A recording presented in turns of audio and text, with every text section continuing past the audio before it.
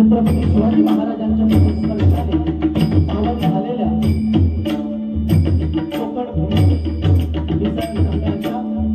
छत्रपती महाराजांचं अस्तित्व आम्ही मानतो त्या रायगड जिल्ह्यातील 5 रस्त्यापेक्षा मित्रमंडळ यांनी महाराष्ट्र याचं औचित्य साधून या ठिकाणी सत्यनारायणाची महापूजा आयोजित केले। सर्वप्रथम सर्वांना या ठिकाणी महाराष्ट्र दिनाच्या हार्दिक शुभेच्छा देतो। या ठिकाणी सत्यनारायणाच्या पूजेचं आयोजन केले त्यानिमित्त आम्हा 2 गृहांची या ठिकाणी निवड केली। त्यामध्ये मी स्वतः साई प्रासादिक भजन मंडळ कलेवंटा तालुका संगमेश्वर जिल्हा रत्नागिरी या ठिकाणी मला पक्वासाद करतायत। सुप्रसिद्ध पक्वासादक विनोदजी मांडवकर त्याचप्रमाणे आम्हाला या ठिकाणी तबला साथ करतायत सुप्रसिद्ध तबला वादक कोकणची शान साहिल आंबेडकर।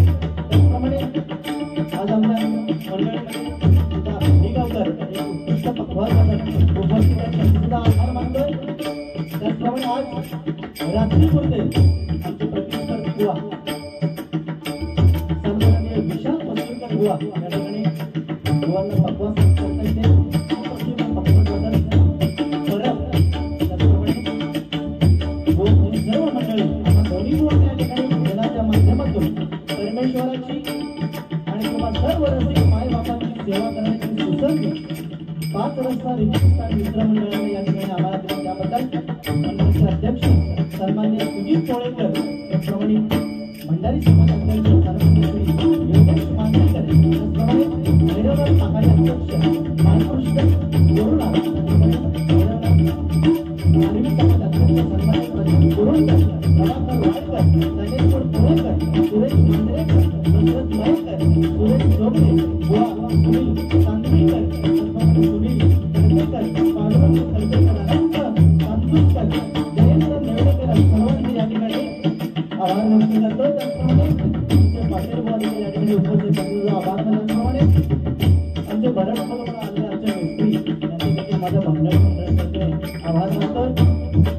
त्याचप्रमाणे आता कोकण म्हटल्यानंतर जर लेवल धरणार कोकण म्हटल्यानंतर भजन नमन शक्तिसुरा दशावतार अशा अनेक कला आपल्या कोकणात जपल्या जातात। त्या प्रत्येक कलेतील आलेल्या प्रत्येक माणसाच्या चरणात या ठिकाणी नतमस्तक होतोय। त्याचप्रमाणे येथे तमाम जमलेले रसिक मायबाप यांचे आशीर्वाद पाठीशी घेतोय। संतांचा वास श्री सत्यनारायण पाठीशी घेतोय। माझी ग्रामदेवता आई कुंजाईसाठी नतमस्तक होतोय। या गावची ग्रामदेवता आई सोमदाईसाठी नतमस्तक होतोय। माझे गुरुवर्य कोकणरत्न संतोष शेखर बुवा यांच्या आशीर्वाद पाठीशी घेतोय। कोकणातील संतरत्न माझे आराध्य दैवत कोकण कलाभूषण कैलासवासी चंद्रकांत बुवा भजनवासी परशुराम पंचाळ बुवा संगीतरत्न विलासवासी बुवा चिंतामणी पंचाळ बुवा वामन खोपकर बुवा परशुराम परब बुवा जयवंत हरिकर बुवा यांच्या चरणाची नतमस्तक होतोय। धर्म कसा जमला पाहिजे हे त्यांना आम्हाला शिकवलं ते आमचे शंभू राजा यांना मानाचा मुद्रा करतोय आणि परस्त्री मातेचा वास करणाऱ्या छत्रपती शिवाजी महाराजांना मानाचा मुद्रा करून या ठिकाणी हरिनामाला सुरुवात करतोय। जय हिंद जय महाराष्ट्र, जय हिंद जय महाराष्ट्र, जय हिंद जय महाराष्ट्र।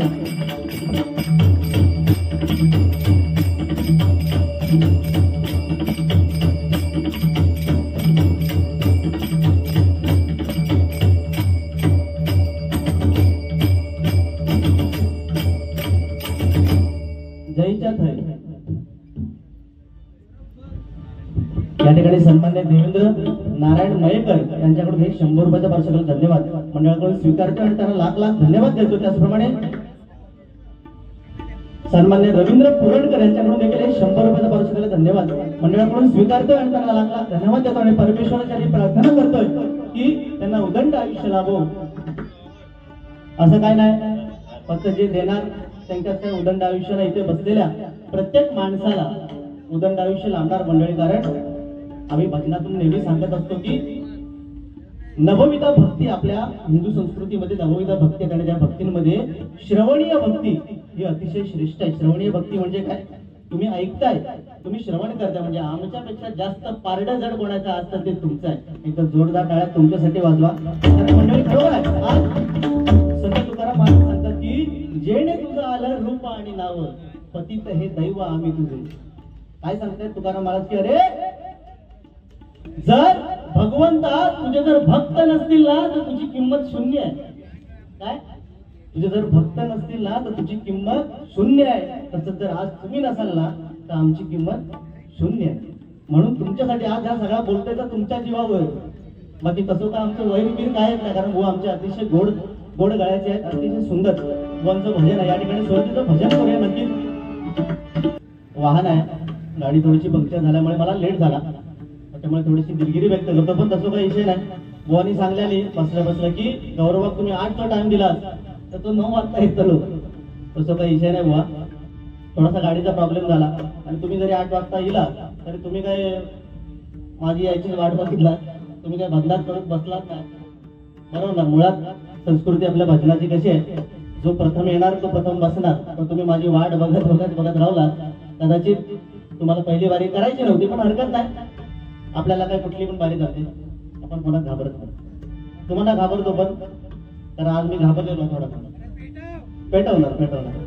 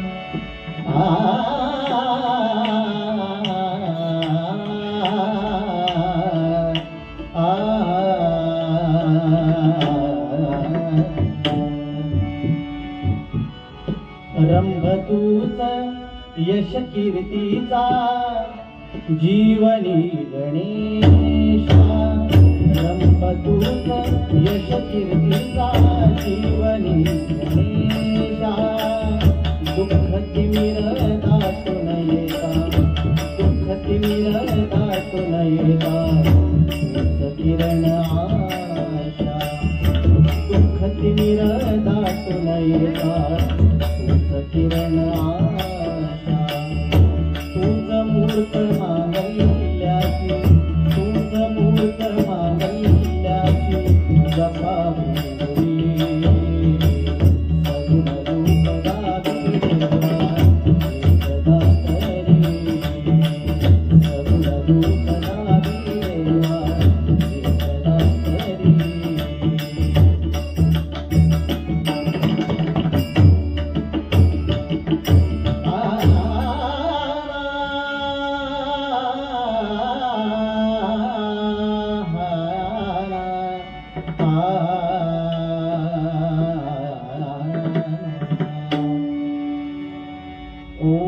नमो भगवते वासुदेवाय श्रीधराय।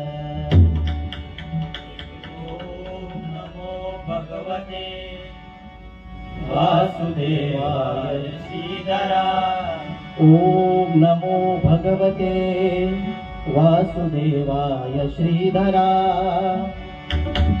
ओम नमो भगवते वासुदेवाय श्रीधराय।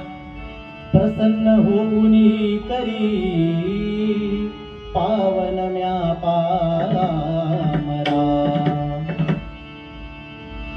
प्रसन्न होई करी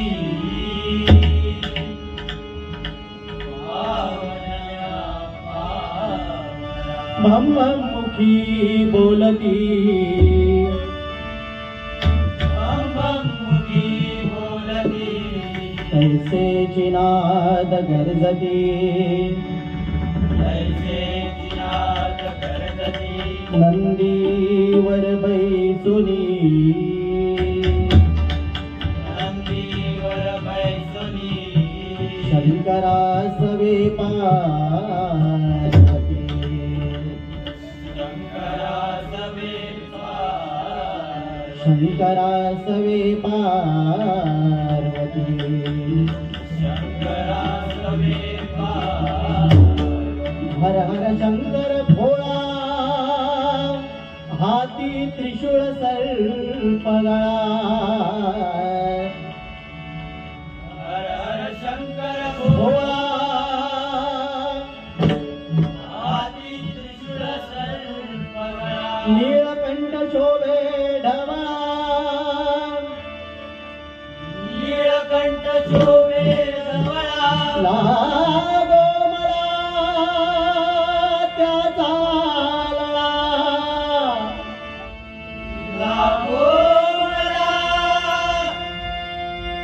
त्याचा लळा। लागो मला त्याचा लळा। लागो मला त्याचा लळा। लागो मला त्याचा लळा। लागो मला त्याचा लळा। कुंडली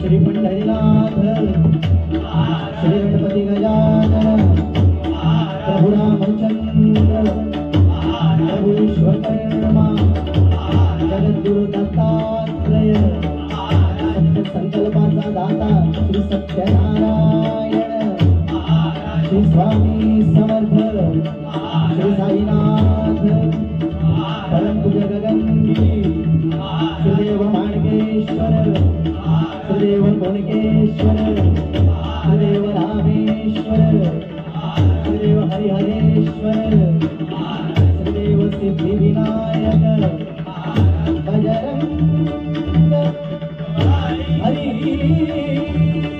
हर हर हर हर हर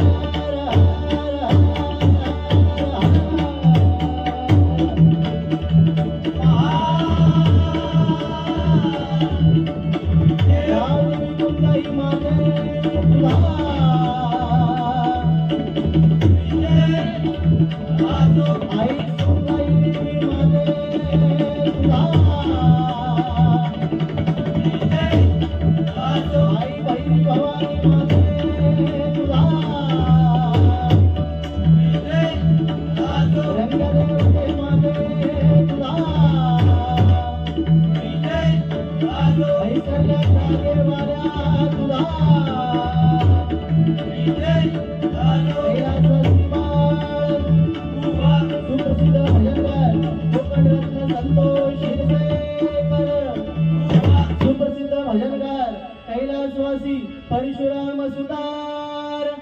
छत्रपती शिवाजी, छत्रपती संभाजी.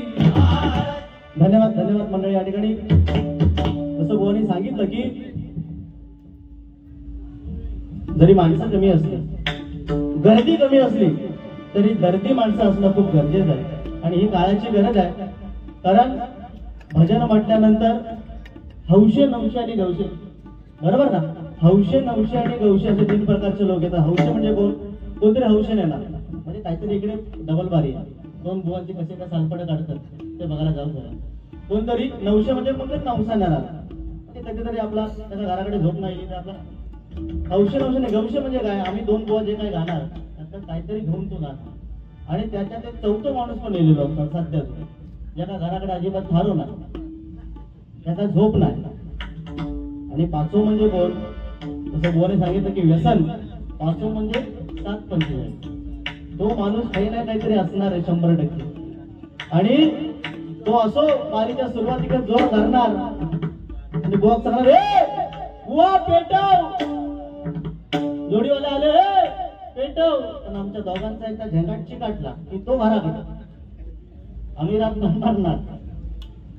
सुरुवातीला जास्त काही बोलणार नाही. ज्यासाठी आम्हाला बोलवलंय ते भगवंताचं नामस्मरण करूया, कारण बुवाने खूप चांगले दाखले दिलेत. कारण आता भजन म्हणजे गोठणकर बुवा सुद्धा आमच्या जोडीला असतात, ते प्रत्येक वेळी सांगतात की भजन म्हणजे हल्ली काय झालंय, हल्ली भजन म्हणजे मनोरंजनाचं साधन झालं.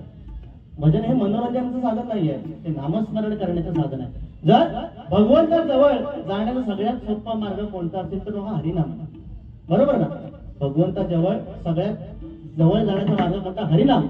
पण आता काय झालंय? उलट झालंय. मनोरंजन खूप आणि लोकांना हल्ली तेच आवडतं. हल्ली आमच्या भजनात चंद्र आल्याशिवाय आमचं भजन पूर्ण होतं. चंद्र आली तर आम्हाला म्हणजे तो भजनी बुवा, याचा चंद्रा बिंद्रा उडती गाणी येतात तो भजनी बुवा, बाबूराव गाणं आला की तो भजनी बुवा, अशी सध्याची परिस्थिती आहे. परंतु आमच्या मुंबईच्या युट्यूबर्स लोकांनी एक चांगली संस्था काढली मुंबईला की बदलतोय भजनाचा रंग, एक नवीन स्तुत्याचा कार्यक्रम चालू केलाय. बदलतोय माझ्या भजनाचा रंग, म्हणजे हे भजन आम्ही तुम्हाला देणं लागतो तेच भजनातून गेलं पाहिजे. एकदा जोरदार टाळ्या आमच्या युट्यूब वाल्यांसाठी वाजवा बरोबर. आणि मंडळी टाळी वाजवण्याचा एक तुम्हाला फायदा आहे. टाळी वाजवण्याने काय होतं? आपल्या रक्ताचं भिसरण होतं, ते खूप चांगलं चालतं, त्यामुळे हार्ट अटॅक येत नाही, बरोबर ना? त्यामुळे तुमच्यासाठी, माझ्यासाठी नाही, कारण तुमच्या चेहऱ्यावरचं हसणं आणि तुमची टाळी एवढीच मला हवी. आणि दुसरी गोष्ट म्हणजे आपण जी टाळी वाजवतो ही ब्रह्मानंदी टाळी आहे. म्हणजे कशी मंडळी? आपल्या हाताचा जर आपण विचार केला तर ह्या एका बोटाला पेरे किती? 3 आणि 3 6 9 12 आणि 2 14. तशी याची 14 ती जेव्हा आपण एकत्र करतो तेव्हा ती 28, म्हणजे 28 युगाची टाळी त्या परमेश्वराच्या चरणापर्यंत आपण पोहोचवतो. एकदा जोरदार टाळ्या परमेश्वरासाठी पाठवा. या ठिकाणी सुरुवात करूया या भजनासाठी. आम्हाला माईक वरती लावून गेले बाबा, आवाज येता ना मंडळीचे? बारके बारके पोरगे आहेत, त्याला सांभाळून घ्या. हॅलो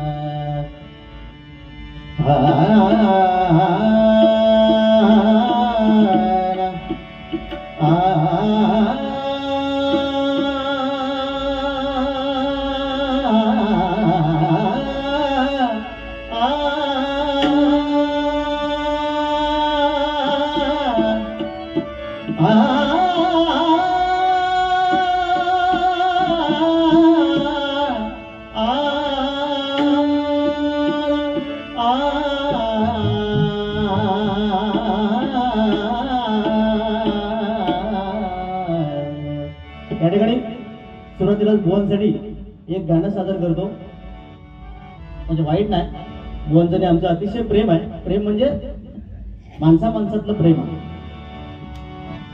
लाजऱ्या माझ्या फुला रे लाजऱ्या माझ्या फुला रे गंध दिलगे जीवा लाजऱ्या माझ्या फुला रे गंध दिलगे जीवा अंतरीच्या स्पंदनाने अंतराळी ही हवा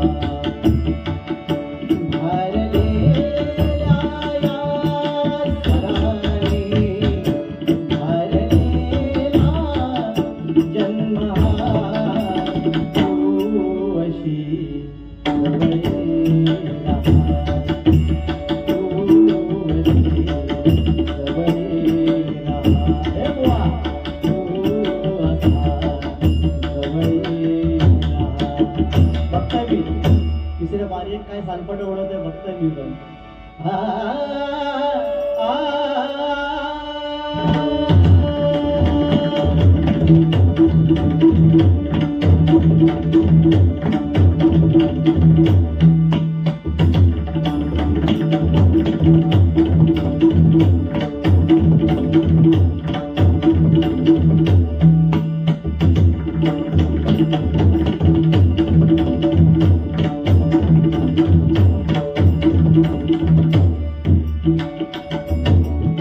जय शिव शंकरा हरिहरा जय शिव शंकरा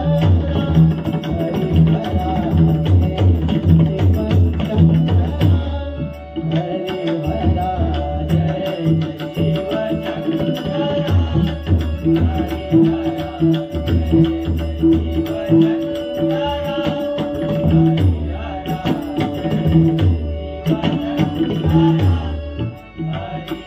शिव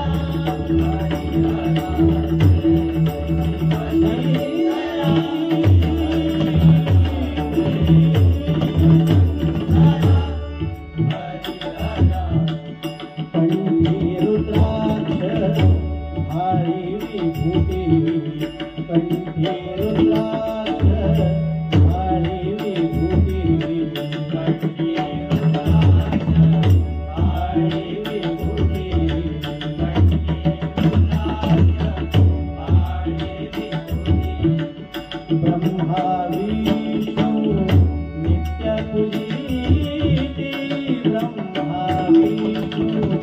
नित्य पूजी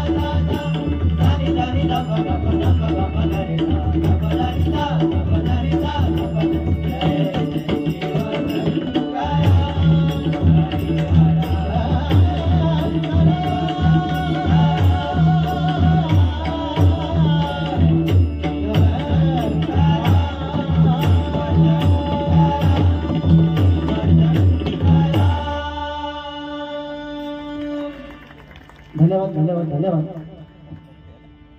हाल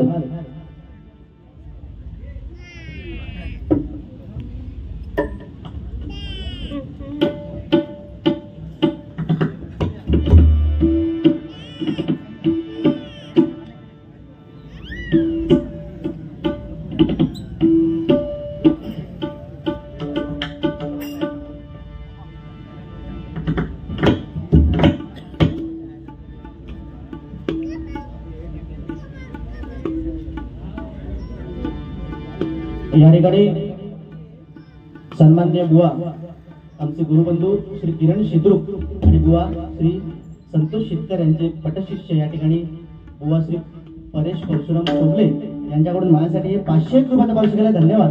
मंडळाकडून स्वीकार करताना लागला धन्यवाद देतो. धन्यवाद धन्यवाद धन्यवाद. त्याचप्रमाणे ते या ठिकाणी उपस्थित विनंती करतो या ठिकाणी खुर्चीचा मात्र राखायचे बुवानी. धन्यवाद बुवा उपस्थित झालात. खरोखर अतिशय सुंदर या ठिकाणी जरा तबला बघा ना.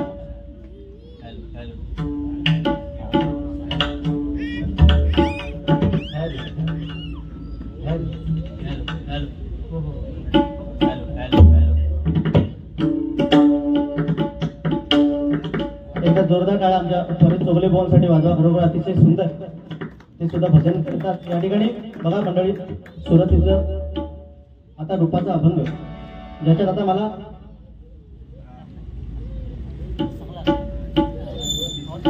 आवाज करणार. या ठिकाणी माझ्याकडे दुसरी बारी असल्याकडे थोडस मला बोलवाच लागणार. कारण आता रूपाचा अभंग ज्याच्यात भगवंताचं रूप दिसलं पाहिजे नाही का. आपल्या जोडीवाल्याचं रूप तुम्ही बघितला त्या तोंडावरनं माशी हालता कामा. नुसतं आपलं खाली मान घरून भजन एके भजन चालू केल्या शेवटपर्यंत माका काय एक शब्द बोललेलो नाही. तो विषय सोडा. पण ज्याच्यात भगवंताचं रूप दिसलं पाहिजे. भगवंत म्हणजे कोणतं साक्षात विठ्ठल. भगवंताचं रूप गेली रूप पाहता लोचनी. आपण अनेक वर्ष अभंग म्हणतो रूप पाहता लोचनी सुख झाले हो साजणी. गेले अनेक म्हणजे गेले 28 युग भगवंत त्या विटेवरती उभा आहे. आणि तो विटेवरती कोणासाठी मंडळी उभा आहे. तो भगवंत त्या विटेवरती उभा आहे ना. तो कोणासाठी उभा आहे मला सांगा. ज्यावेळी भक्त पुंडलिक आपल्या आई वडिलांची सेवा करत होता आणि तो सेवा करताना संपूर्ण जगाचा मालक म्हणतो मी, संपूर्ण जगाचा, आपलाच नाही, संपूर्ण जगाचा मालक साक्षात पांडुरंग त्याला भेटायला आला. तेव्हा त्या भक्त पुंडलिकाने काय केलं, वीट फेकली आणि काय सांगितलं, पहिलं मी माझ्या आई वडिलांची सेवा करणार आणि मग मी तुला भेटणार. म्हणजे आपल्याला त्या पुंडलिकाकडून या कलियुगात काय घ्यायचं आहे, त्या कलियुगात जर आपल्याला करायचं तर आपल्याला आई वडिलांची सेवा करणं खूप महत्वाचं आहे. एकदा जोरदार टाळ्या आपल्या आई वडिलांसाठी वाजवा मंडळी. कारण आम्ही बोलक बऱ्याच ठिकाणी जात असतो आणि आईबद्दल आम्ही बरंच काय काय बोलतो नाही का. श्यामची आई, सगळी पुस्तक आईवरती, आई आई आई सगळीकडे आपण बोलतो आई आहे आई आहे, परंतु त्या आई व आईच्या मागे आपला करता करविता बाप कधी त्याचं आपण नाव काढत नाही. बरोबर आहे ना. तो बिचारो बाप, एक लक्षात घ्या मंडळी, स्वतः बिचारा 1000 रुपयाचा फोन देणार. बरोबर ना. 1000 रुपयाचा फोन घेणार आणि आम्हाला हे असले अँड्रॉइड फोन घेऊन देणार. त्याच्याकडे आपल्याला योग्य होता ऍपल. म्हणजे बघा, आम्हाला स्वतः बिचारा 1000 रुपयाचा फोन घेणार, एक बटन दाबला की दुसरा बटन बाहेर जाणार, अशी जेव्हा मोबाईलची परिस्थिती असते. तो बिचारा स्वतः फाटकी बनियान घालणार मंडळी. खरं आहे ना, फाटकी बनियान घालणार, परंतु आपल्या मुलांना चांगले कपडे देणार. का? माझी मुलं समाजात चांगली दिसली पाहिजेत, नाही का. बरोबर ना. माझी मुलं समाजात, तो बिचारा स्वतः एक प्लेट 2 रुपयाचं प्लेट घेणार घराकडे, त्या एका प्लेटनी नाही झाली तरी पण 4 वेळा दाढी करणार एका प्लेटनी, पण आम्हाला 200-200, 300 रुपये, 400-400 रुपये देणार. आणि बघा हे सगळे एका साईडने त्याची सालपाटा उडून गेली आहे. म्हणजे आमचं हे कलियुग आहे. या ठिकाणी हाय नाय ग्रुप यांच्याकडे हे 100 रुपयाचं वार्षिक आहे. जोरदार हाय नाय ग्रुप साठी वाजवून टाका. कारण अशा माणसांची आपल्या गरज आहे. हाय नाय म्हणजे कसं विषय, त्यांनी एक संदेश दिलेला, हाय पण आणि नाही पण असं त्यांनी संदेश दिलेला. सांगण्याचा तात्पर्य, तो बाप बिचारा 2 रुपयाचा प्लेट घेणार आणि घराकडे दादी करणार, पण परंतु आम्हाला 400-400 रुपये देणार. आणि काय सांगणार की 400-400 रुपये देणार. या ठिकाणी कशी भीती वाटतात.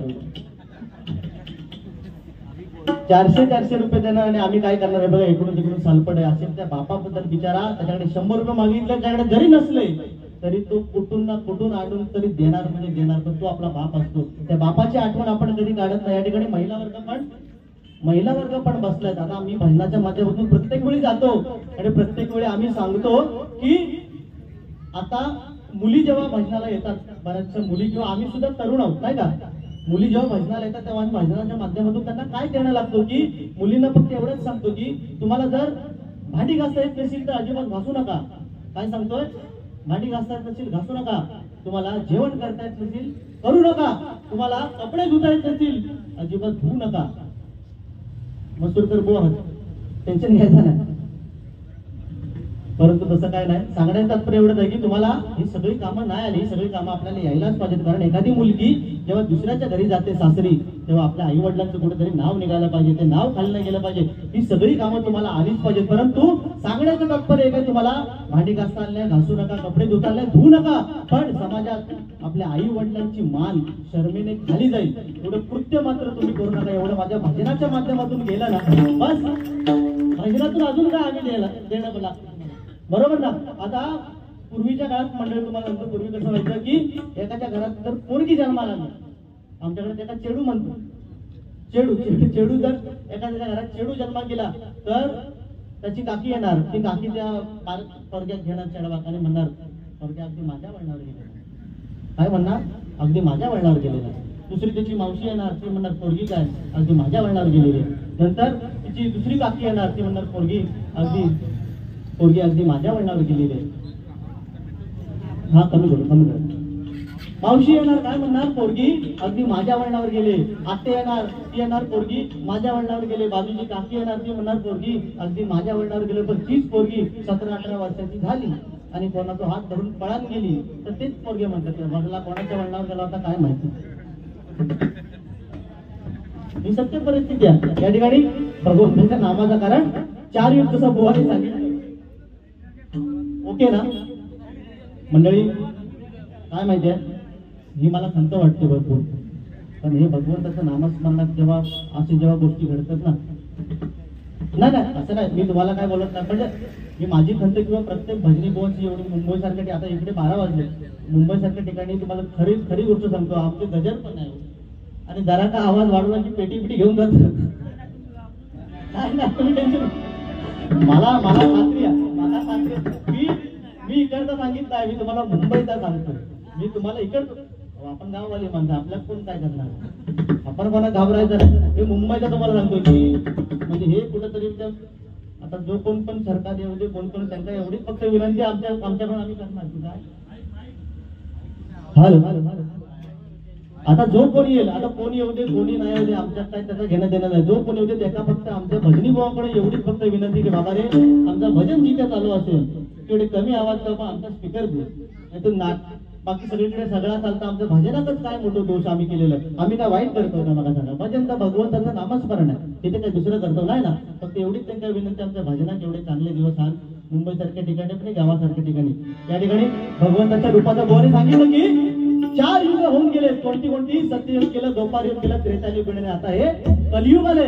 सत्ययुगात 4 अक्षरी राक्षस होता मंडळी, लक्षात घ्या. 4 अक्षरी कोण? बाणासूर. आता तुम्ही सगळी जाणती मंडळी आहेत, तुमच्या समोर बोलण्या एवढा मी काय मोठा नाही, तरी पण सांगतो कोण? 4 अक्षरी सत्ययुगात राक्षस होता कोण? बाणासूर. त्यातलं एक अक्षर कमी झालं. त्रेतायुगात कोण आला? रावण. त्यातलं एक अक्षर कमी झालं. द्वापार युगात कोण आला? कंस. आणि त्यातलं एक अक्षर कमी झालं. आणि कलियुगात कोण आला? मी. म्हणजे माणसात मीपणा तू तिसऱ्या बारी घे, मी तुला दाखवतोय. म्हणजे माणसात मीपणा झालो की तो कर्मान मिळतो. कारण हे कलियुग मंडळी असं आहे, कलीचा अवतार कोणी सांगितलं की कलीचा अवतार कसा आहे? कली हा संपूर्ण नग्न आहे. कसा आहे? संपूर्ण नग्न आहे. आणि त्या कलीने काय केलंय?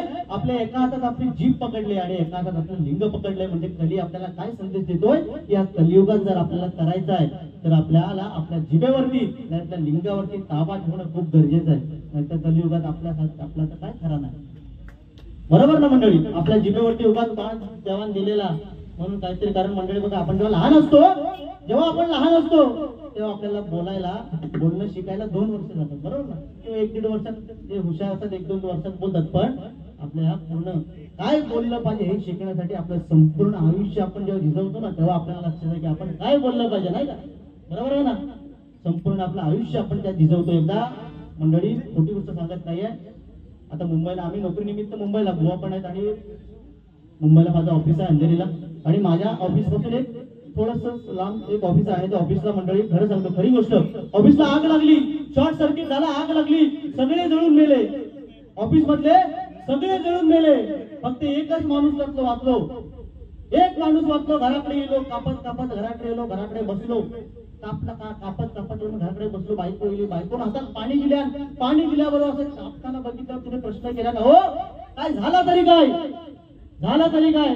तेव्हा तो सांगता, अगं काय सांगू, माझ्या ऑफिस मध्ये शॉर्ट सर्किट झालं, सगळे जळून गेले, फक्त मी एकटाच वाचलो. तर ती बायको म्हणता, हो माझी पूर्व पुण्याई एवढी मोठी थोर. तो म्हणता, मी फक्त एकटाच वाचलो. हो तुम्ही वाचलात तरी कसे? ती विचारते, वाचलात तरी कसे? तर तो काय सांगता माहिती आहे? म्हणता बाकी काय नाही, तांबू खाल्लेलं होतं, म्हणता थुकायला बाहेर गेलो म्हणून म्हणता मी वाचलं.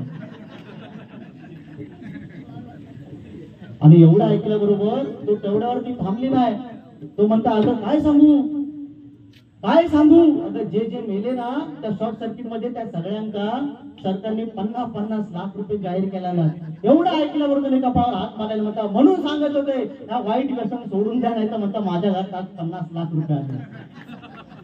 म्हणजे हे कलियुग आहे मंडळी. आहे कलियुगात माणसात अजिबात किंमत नाही, पैशात किंमत आहे, बरोबर ना? म्हणजे मेलो तरी चालत, मला 50 लाख रुपये सांगण्याचं दप्तर आहे का? ह्या कलियुगात माणसं मंडळी आपण जगली पाहिजे. या कलियुगात आपण जगून किती जगणार आहोत? आता हे तुम्ही सगळे ज्येष्ठ मंडळी 70-80, आम्हाला वाटत नाही 50 पर्यंत आम्ही काहीतरी काढतो. आम्ही जगून या कलियुगात आपण मंडळी किती जगणार आहोत? 50 ते 60 वर्ष. ह्या 60 वर्षात जरी आपण एकमेकाशी चांगलं बोलणं केलं तर आपलं काय उपयोग आहे? आपण एकमेकाशी चांगलं बोललो नाही, एकमेकाशी संबंध जर आपण चांगले भाव एकमेकाशी प्रॉपर्टीसाठी बांधतात, बरोबर ना? आज हे सगळे माझे भाव आहेत, अभिमानाने सांगतो, हे सगळे माझे भाव आहेत, हे सगळे माझे भाव आहेत. आम्ही सगळे एकत्र करून आज बघा सगळे तरुण मंडळी भजनात आम्ही सगळे एकत्र. हे भजन का? भजन टिकवण्याचं मागचं कारण काय मंडळी? कारण आपल्या पिढीला काहीतरी चांगलं देणं पाहिजे. त्यामुळे या कलियुगात मंडळी एवढंच फक्त सांगेन की माणसाने माणसाशी माणसाप्रमाणे वागलं पाहिजे, तरच आपण.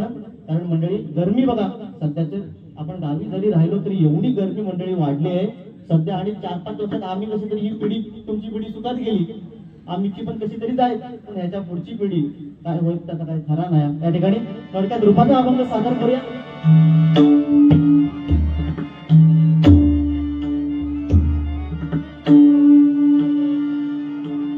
बरं बरं.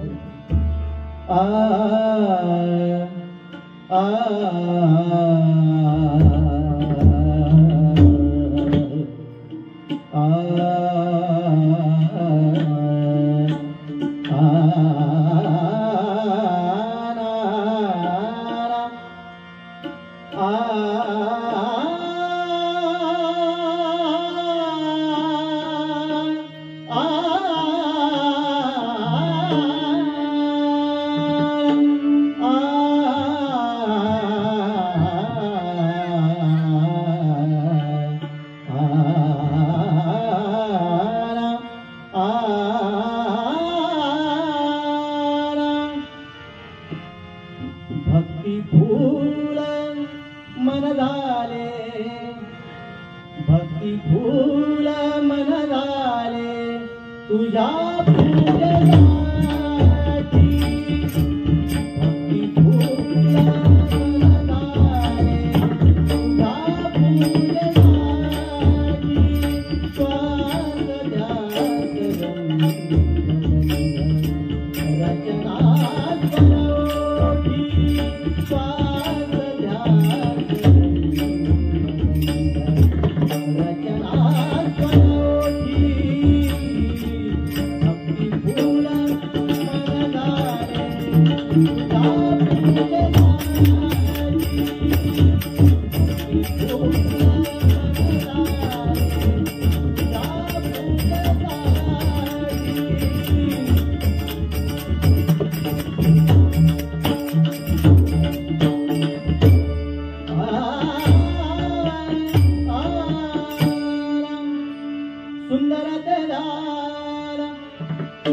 सुंदर ते दानवे विटेवरी, सुंदर ते दानवे विटेवरी, सुंदर ते दानवे विटेवरी, सुंदर ते दानवे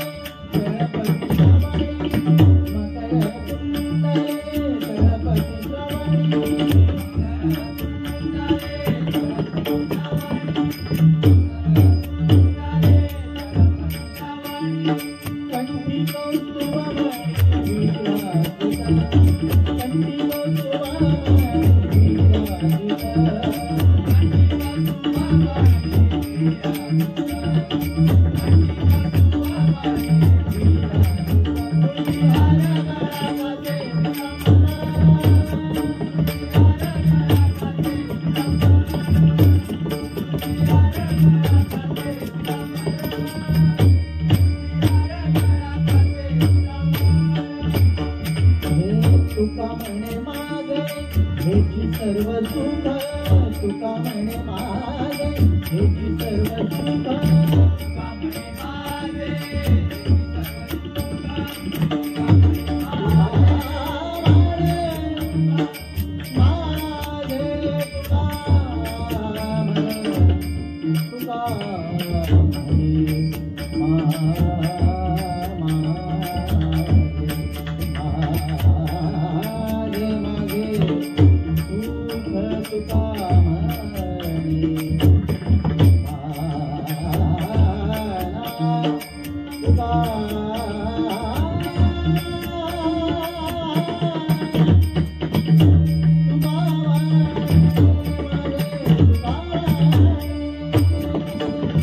तुका म्हणे मागे